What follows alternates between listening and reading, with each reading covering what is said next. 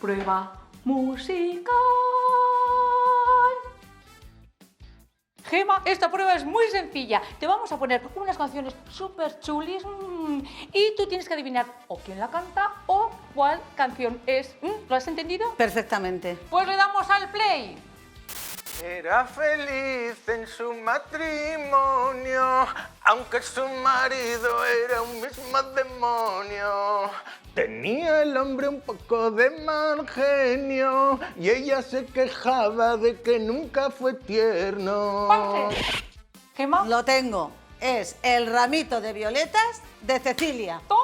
Desde hace ya un montón de... Bueno, sí, he acertado. ¿Y quieres hacer algún comentario acerca de la letra? Porque claro, la hemos cantado todos en nuestra juventud, pero... Pero vaya con lo que dice, ¿no? El ramito de violetas, ahora Que no te doy fue- un ramito de violetas, luego tengo yo mal genio, le cogía el ramito de violetas y se lo estampaba así contra la Ya cara. te dijo primero tal, luego unas flores. Pues no, así no me gusta, chica. Eso no de no, ni ramito de violetas ni nada. Fuera, tunturuntun, a la mínima, fuera, largo, me voy, ala, ya está, ahí Anda te que no hay quedas. gente por el mundo. Ah, con el ramito de violeta ha sido para ti, que yo me largo, ala. Como siempre sin tarjeta, la mandaba un ramito de violeta.